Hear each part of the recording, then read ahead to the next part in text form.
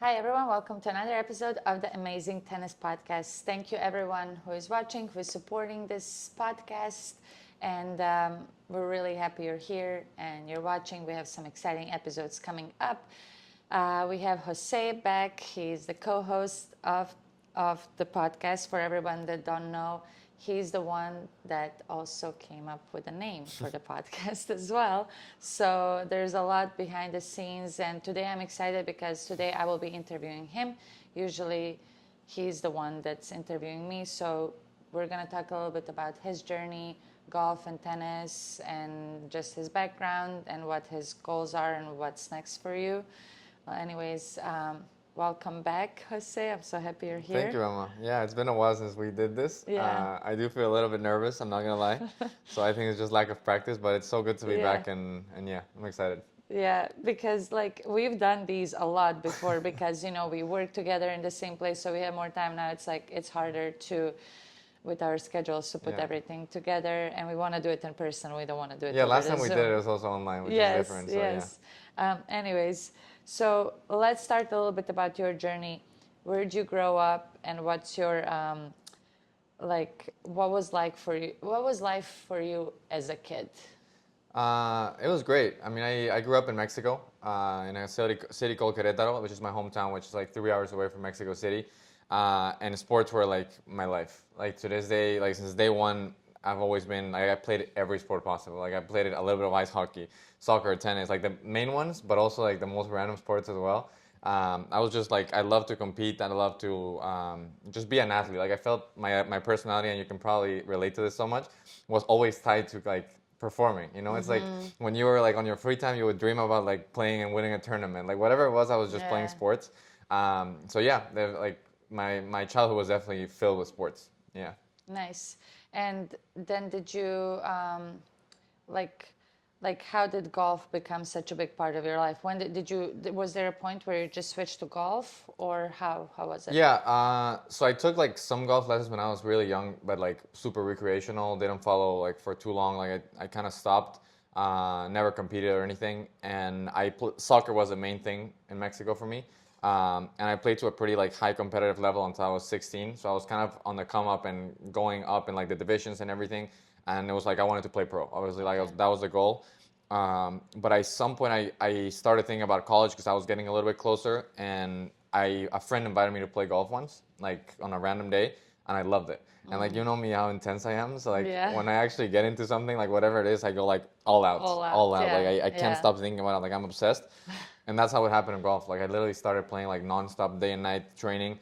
Um, Somehow I convinced my mom to get me into Silverbrook, which is where Oh Andy yeah, Roddick went. Like it's a yeah. tennis and golf academy like near Tampa, and a lot of like good golfers and good tennis players came out of there. So I went there for 1 year for my sophomore year of high school, and I improved a lot. So I Okay. was literally like I dropped everything, which is something that I kind of regret a little bit because I feel like I lost a little bit of balance. Like I cut relationship with my friends. Like I wasn't doing anything, Oh. just like obsessed with golf, like day and night. And how old I were was you? 15 when I started. Okay. So when like yeah, 2015, I was 15 years old and I started playing nonstop. When 2016, when I was 16 years old to Saddlebrook, and then yeah, 2016, and then came back to Mexico to a different academy. Okay. So it was like golf became my life because I knew that I was so far behind of everyone, and I know this is another thing that you can relate. Like when you feel like people have an advantage on you in terms of time, Yeah. you always want to make up for it. So I Yeah. was like, okay, now I have to try like grind 12 hours a day. Yes, Like I want to do yes, so much more than yes, everyone. yeah.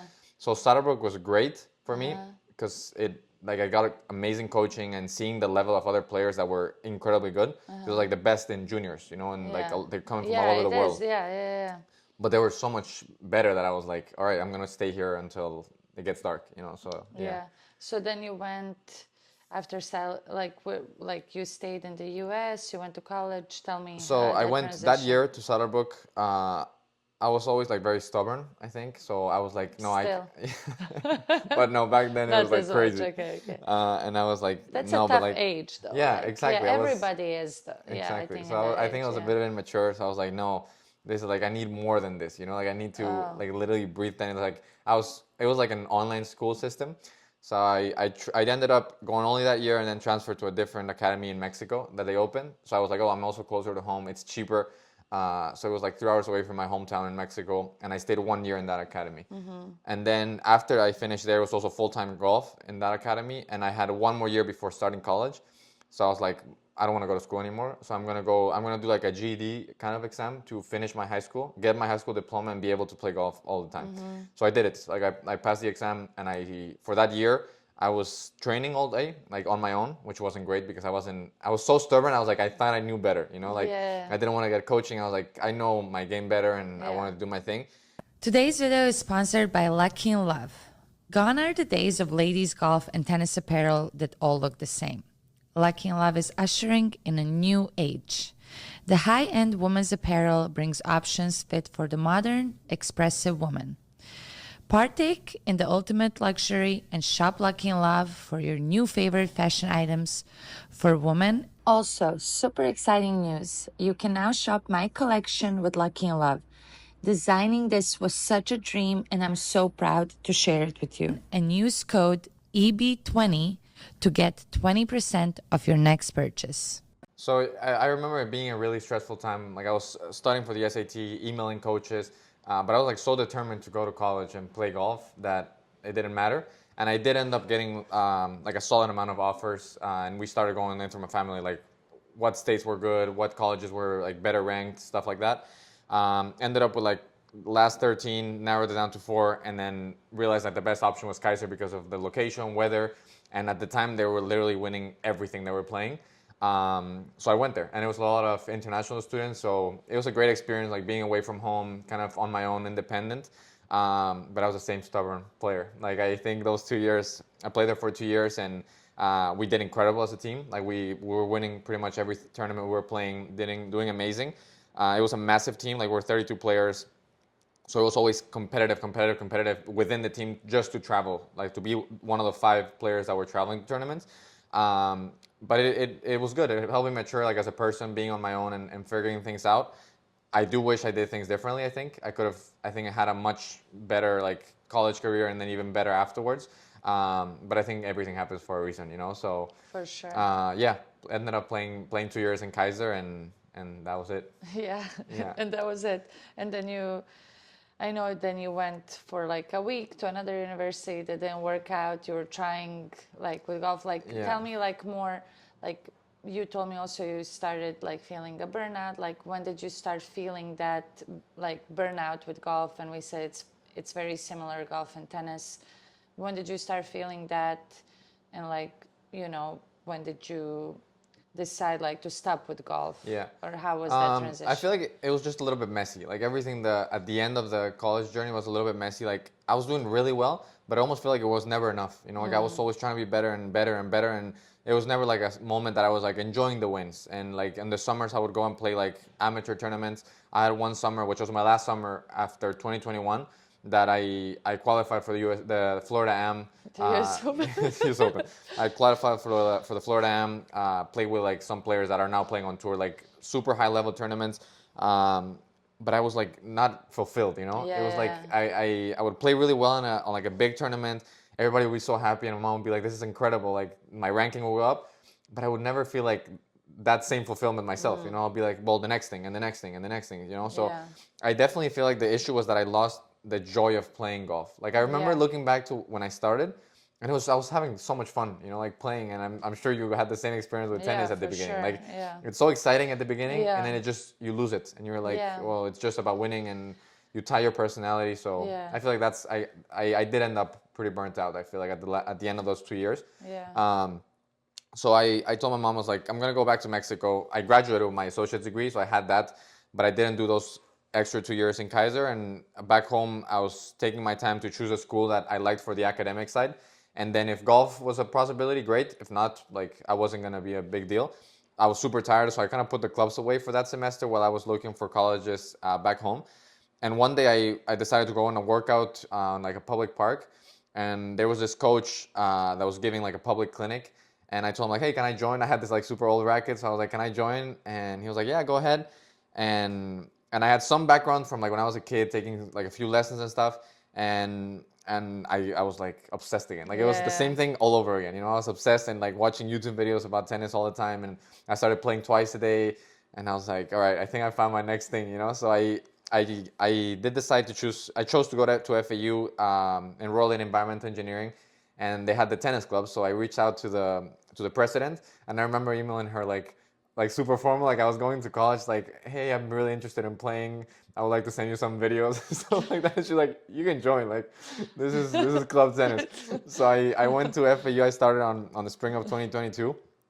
And literally from then until now, that I'm like one semester away from graduating, club tennis has been like a huge part of my college journey because it's like super relaxed. It's not as intense as college sports, but it's same, like there's really good players still, and we still travel and go to tournaments to all the different Florida schools, and we have sectionals and we have nationals. So like it's really cool. It's a really cool experience. So that kind of sparked my love for the game, I think. So you're somebody that's like when you like something, you're all in. Yeah. Like when you're passionate about something, it's literally like that. Like you said, like before, and nowadays you're the same too. So like now, like fast forward everything, now you're into tennis like that. Like you were in golf when you were 15, right? Like you're all in to tennis. Like how did that transition? So it's been how many years now that you're like playing tennis like consistently and coaching? So I started when this happened in Mexico. I started playing was 2021. So it's been 4 years. 4 years. It's been about to be 5 in like January, let's say. But it's about 4 years, and it's been like a little bit on and off. But we would say consistently, like playing on a regular basis. It's been since 2021. Yeah, and and that's how we met. Also, like I needed a coach for the summer camp, and then you started working, and it's like we just clicked because like with your personality and how you are with people. Like to me was like so important in my work environment back then. And you were amazing. I mean, maybe you didn't have so much tennis experience with coaching before, but like you were so into it and you were learning and educating yourself constantly. And it was amazing. And you're good with people, which matters the most in this, in anything really. So, and we're so passionate. I mean, you still are. But now you are more in like in like a competitive side of tennis. Like tell me now, like because we spoke the other day over the phone and you're like, oh my god, I'm training so much and like I improved so much, and I like to make fun of you. You're like, oh, I would beat you now. Like, okay, sure. We need to do a video on that. Because when we played, like when I decided to play like 2 years ago, you were like, and we played like a set and I beat you like 6-0, right? So like, I'm like, there's no way. Maybe you can take a game or two. And this is good that we're putting this on camera. Maybe when we go out and then you like actually beat me or something one day, you never know. Anything is possible. But tell me where you are now with your tennis journey. Like where you are at now. Yeah, I mean, I've gotten to a point in which I feel like that experience from golf has prevented me from going all in tennis, because I don't want to, like, I have that like memory of being like committed to something and then kind of ended up burned out and being like, I don't want to do this anymore. I don't want that to happen because I'm in a different spot in my life. Like I'm already working, which is kind of part of the story, Like I'm about to. So I'm working in environmental engineering consulting. So I work in a engineering firm that does water resources. So we like design water and wastewater treatment plants. Okay. And it's like a really intense area, so it's very workloaded. Like it's super intense, like the amount of work that you get, and it's already like a start in my career. I already started with a company that I'm probably gonna stay with. So it's not a joke anymore. Like when I was in playing golf, it was still sponsored by my family. You can still like mess up and it's fine. Like you're kind of on that experimental part of your life that you don't know what you want to do for your life. You don't know what, like it's fine. Right now it's more of like you have to think about things of like how you're gonna pay for rent. How are you gonna what's your future? Like it's a different thing, and you think you can also relate to this. You have to think about other people as well. It's not only like, oh, like I have. Oh, I want to play tennis. Exactly. And I'm gonna drop everything. Exactly. And I think that's a big misconception in social media. Is like follow your dreams. Well, it's not just about like I want to do this. Oh yeah. Let me drop everything in life, and this is everything's gonna be fine, because it's not. Like if you make bad decisions, bad things happen. So I think I'm smarter now. I'm smarter and I'm more mature. And I think again, things happen for a reason. Maybe I wasn't meant to stay in golf for a while. Maybe I had to be a little bit mature to be like maybe tennis is the next step, and now I come in with a different mindset, you know. So now it's like I am deciding to go like all out in tennis because I feel like I don't want to exact same thing as you. I don't want to get to 35 years old. I don't want to get to 32 years old. I don't want to get to like an age in which it's too late now, or I feel like it's too late, and I'm like I didn't go for it, or I didn't give myself a chance to be. How good can I get? That's what I don't want to. I want to have the answer to that question of be like, if I put my mind to it, if I actually get coaching, which I've never really had any coaching. You know, it's been like I learn on my own and with friends and stuff. How good can I possibly get? I want to have the answer to that question, not just in my mind. You know, I don't want to turn 35 or 40 and be like, well, what? Maybe it could have been good. Maybe it couldn't. Like I'll never know. And I love that. Yeah, I don't want to have that. You know, so now I'm making it organized, smarter, but I want to invest into my coaching. And I have such good relationships like with you and with so many players. Like I'm so involved into the world, and it started with the summer camp and like how everything came together, in which it's like a part of my life that I can't get rid of. Like it's I'm so surrounded by so many amazing people here in South Florida that are involved in the tennis world that it's like life telling me, dude, like go for it. Like you're gonna regret it if you don't, you know. And I can 100%, and I feel like it's also cool to share it to people that have a lot of going on and like, no, but I have a job. Well, it doesn't have to stop you, you know. Like you can still have a passion and do what you love, and it's not like the end of the world if you have other things going on, you know. So yeah. I mean, couple things. It's like just don't get burnt out again, because I feel like you're in a path to that, because you're like, oh, I'm doing this, I'm not sleeping. I'm like, no, like be smarter, because recovery is important, training smart is important. It's not about like getting more, but also it depends where you are with your tennis journey, you know, like, and we will get on court too, and I can't wait. Put me to the test. Yes, can't wait to see that. I'm injured right now, so unfortunately we cannot play right now. But, excuses. Yeah, excuses.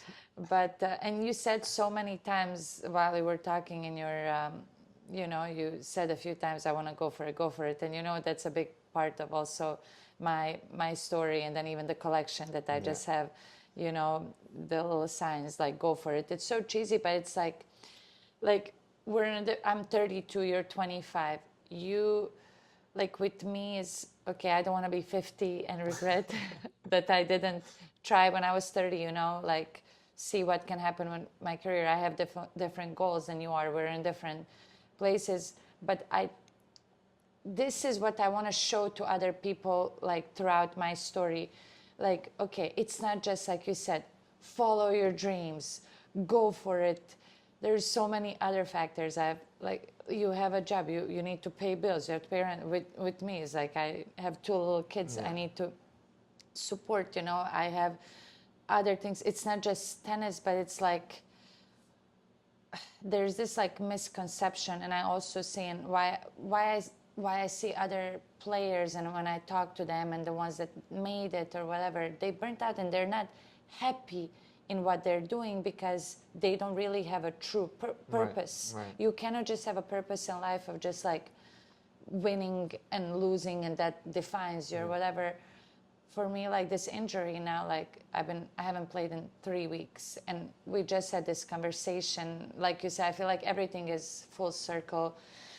It's coming when we had a talk the other day on the phone, and you were like, you said that I inspired you with my story, and you're like, I want to do it. So for you, I was the inspiration. But honestly, that talk that we had was an inspiration for me now to keep going. I know, but it's honestly like so true. Like this is the first morning in the last like 2-3 weeks that I woke up and I'm excited. And that's how I was 2 years ago when I started training again for my comeback, because I was so excited about it.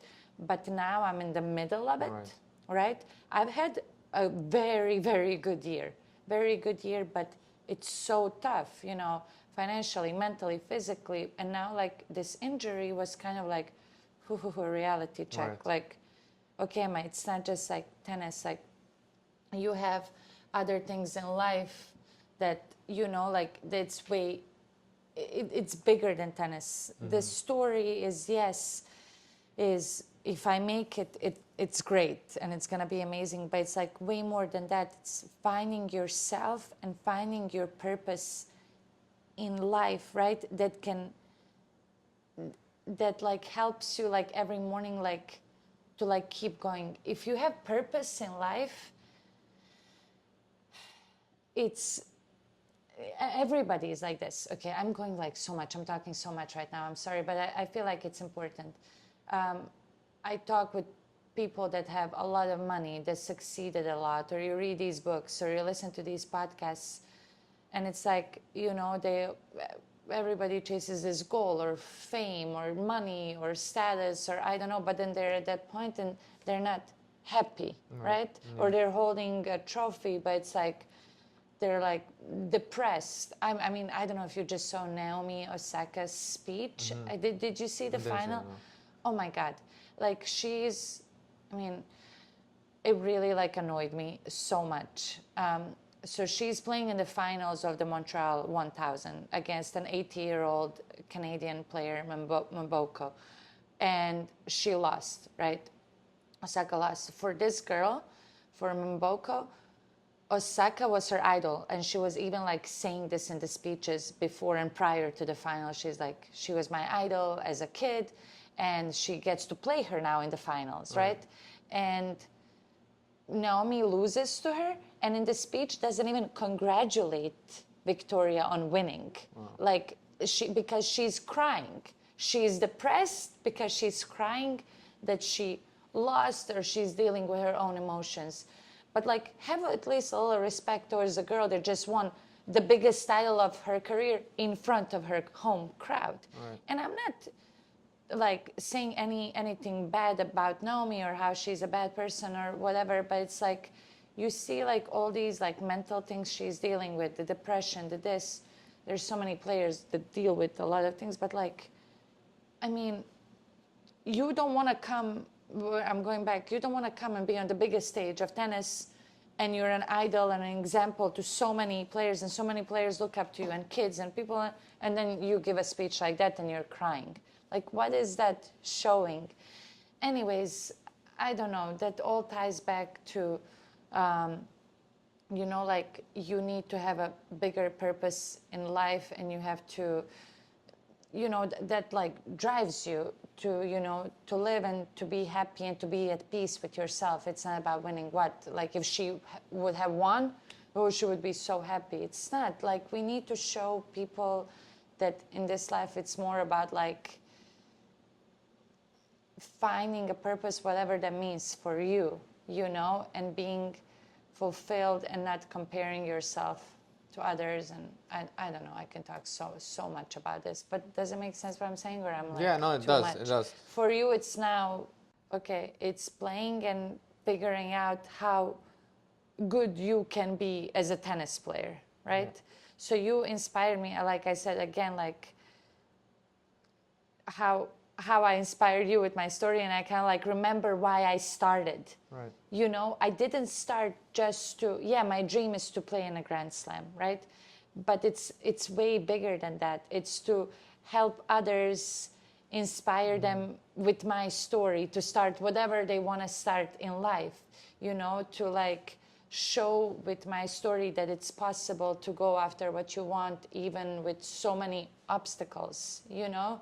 So, and that actually that fulfills you, but I kind of like lost that. I lost that a little bit because you get so into it, right? Yeah. So into winning, losing. Oh my God, you know, I just broke into top 600. I'm like, oh, I want to be top 250 to play Grand Slams. But like, hey, I'm be grateful where you are now, you know? So it's important to always like take a step back and see where you are, how far you've come, and then keep going. Yeah. Yeah. Yeah. Always. Absolutely. So much, I'm talking so much, but with you it's like now, and I asked you like, what's your purpose, what's your goal, and you're like, okay, I want to be, I don't know, 12 UTR or whether that's your like goal. Like for me it's like Grand Slams, you know, but like you want to enjoy this process, right? Like you love that feeling of like, okay, I improved, I got, you know, my forehand is so much better, like where your game is, you know, than just the results. Yeah. I don't know if I'm right with that. You all know how much time I spend on court, and having the right equipment makes a huge difference. That's why I've been using Gamma Sports for over 10 years. Their grips, strings, and on-court accessories like ball hoppers and nets are some of the best out there.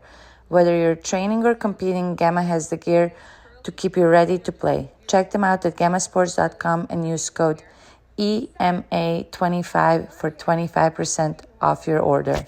Yeah, totally. I mean, I feel like the main difference from when I was playing golf and now, it's like I don't really care that much about the outcome. Like, if I can get to a 12 UTR, that's fantastic. If I can't, it's fine. Like the amount of joy that I get and like fulfillment I get from just playing tennis and like training, it's like the biggest thing for me. And I think I told you this when we called, like when on a weekend, like sometimes I don't really feel like fulfilled if I go out or party or like the things that I that would technically be like normal for my age or like college and stuff. When I do a different like kind of lifestyle and I'm like training and sleeping early and eating healthy and like waking up to take a lesson or hit with a friend and then do some like physio and then train again in the afternoon, like that routine, like that process of like an everyday, it's a lifestyle really. Like it's really a lifestyle of like an athlete. There's really nothing that like makes me happier. Like when I do it on a certain day, it's like I'm the happiest person on earth. Like there's nothing I'd rather be doing. So like whether I become an amazing player or I end up reaching a certain UTR that I was like, oh, I wish I reached like a higher level. That it's kind of the last thing that I'm really thinking about right now, because of how happy I am doing what I'm doing today. You know, just training, like just playing tennis.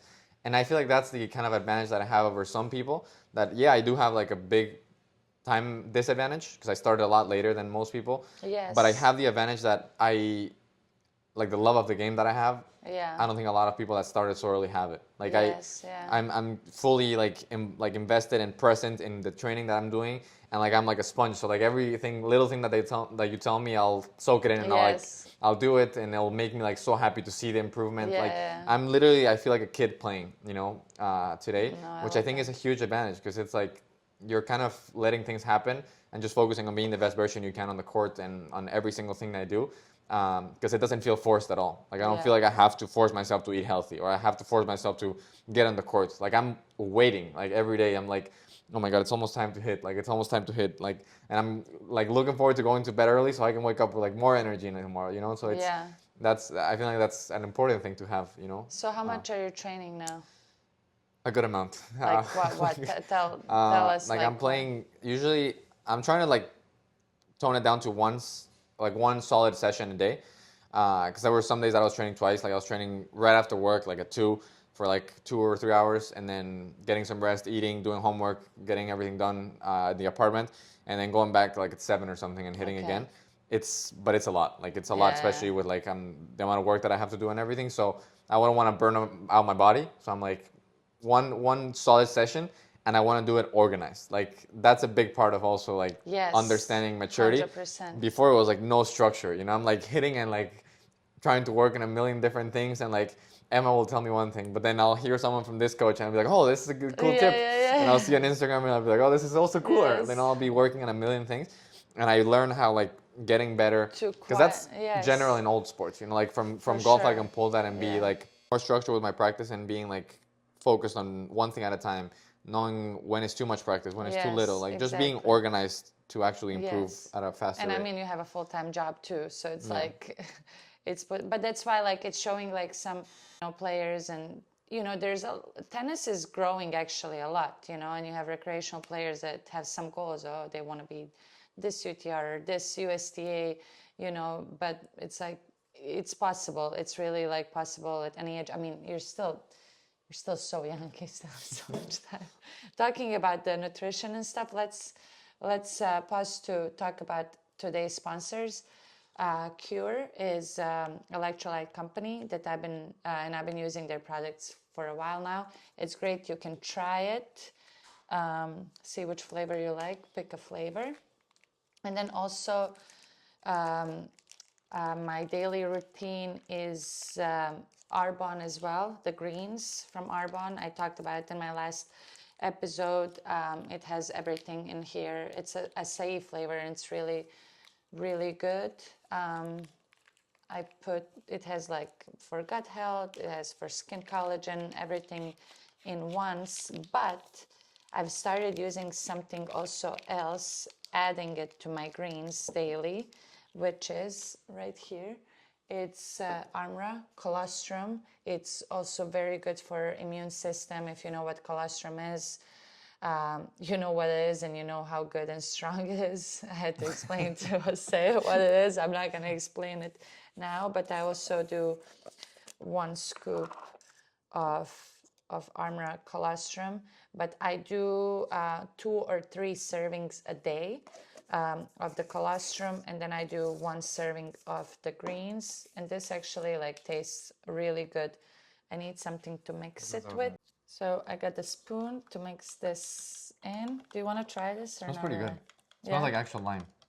Which one is that? The Lime. lime flavor? Yeah, Like, because it's look, all. Like it actually smells like Oh lime. yeah, actually it does. I haven't tried lime. I want to try lime too. Wait, I should have mixed yours first, but it's fine. Some colostrum from me as well. It's for guys too. Is it really?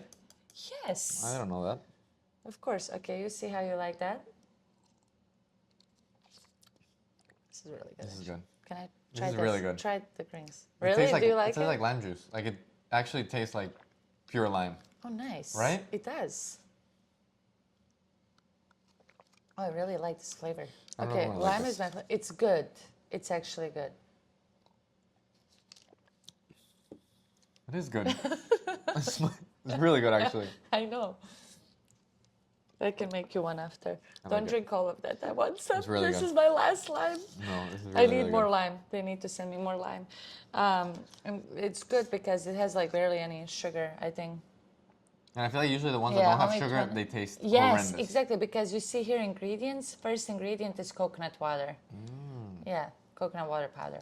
Well, anyways, it's very good. That's why it's a little bit sweet too. Okay, that was that. But I'm trying to put these ad commercials more natural because I actually am using all of these products and I actually really do like this. So we're gonna get on court later because I want to see actually how you're playing and maybe Yeah. I can give you some tips too. Yeah. But I'm really excited for your journey and I want to, I want to see where you go. We can maybe check in on your journey in like a month or two, see how you're doing, how you're improving, how far you've come. If you played the tournament or something, I think that's going to be exciting to follow your journey. And I want you to talk about, some also difficulties that you face, like what's tough with tennis, when it comes to like, is it the footwork? Is it the mental side? What have you found the most challenging so far when it comes to, training, or if you can compare it to golf? I would say like consistency. Like it's just tough to accept that you're not gonna be as good every day. So like I'll have days that I'll be like, Yes. oh my god, I made it. I reached my level. Yes. But then you'll step on one day and you're so confused because things don't work out. Yeah. So that's the biggest thing. But yeah, I mean, I have a great, I feel like, mentor in you. I feel like you're. Yeah. It's such a full circle moment. And I know Yeah. it sounds cheesy, but it's crazy how like I was thinking about not doing it, and then it's like life is putting your story, of like how you went for it, right in front of me, and be like, I don't even have to think about this anymore. Like I'm going for it. Yeah. Same way as Emma did it. Yeah. Like I'm gonna go for it. And I think for you as well, like it's good to make a balance between goal setting, but Yes. not also obsessing. Yes. So I think my goal is to do reach 12 UTR. Right. I haven't put like an exact timeline. I think if I give between 1 year and a 1.5 year, and it's a crazy like high goal, but I'd rather like have a high goal that I can aspire to and like push myself to be better.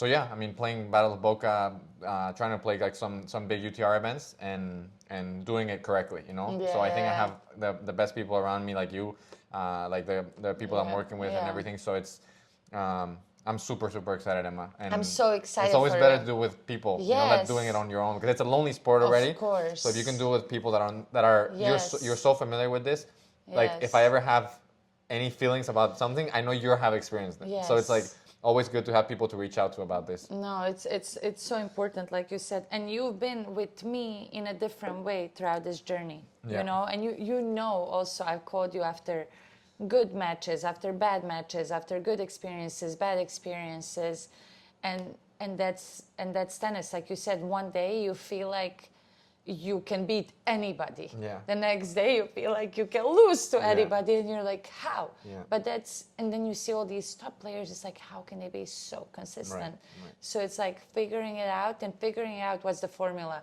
for you. Yeah. You know, like, and staying on your own path and not comparing, you know, because sometimes we get caught up. You like, I, you know, at any level and anything in life, you're like, look, oh, well, you know, how is she winning? Oh, I could be, oh, she beat this. No, stay on your journey, focus on yourself, and that's when you actually see things happening. Absolutely. So I'm excited. I'm really, really excited for your journey, and where this is gonna take. And I really want to like check in with you, you know, to see how it's going. I mean, online. I'm checking it with you. I'm gonna be checking it with you in real life. And yeah. Anyways, everybody, we really, really appreciate you tuning into today's episode. If there's something you liked, you got out of it, please let us know. If you have any questions for Jose with his like training schedule, nutrition, anything, if it relates to you in any way, you know, let us know in the comments. And one last thing I wanted to say is like I found a lot of people that are doing the same thing that I'm trying to do online. So I know there's people out there for sure that have this bug of like I love playing this sport, you know, but I have a full-time job. It's like, oh, I can't do it anymore. Yeah. But for me, not only your story, but also like seeing people also like sharing their journey of like, I'm a full-time accountant, you know, but I'm chasing my dream of becoming a pro or something. It's so inspiring. So like the more people that we can connect with, it's so good. So like if you have a similar journey, like reach out, let's be friends, let's talk about it, and or get on the podcast, let's talk about it here. I mean, are you planning to like record anything or share any content, or you don't really know yet? Yeah, well, we'll see how the time management goes. Because obviously, like, I don't want to get distracted too much, so I want to share it so badly. But at the same time, it's like I'm already far behind. Like I'm already have like a lot of work to do, you know, and it's time demanding to train, to find time for workouts, to find time for recovery. So it's like that. I want to make sure that's a priority. And then if there's times to record, to post something, to maybe post like at least an Instagram reel of like the forehand improving or whatever. Exactly. That'll be great, even a little bit, you know. So Okay. Well, anyways, thank you again for watching. And if you like this, give us a like, share, subscription. Anything helps to keep growing the podcast. Thank you so much.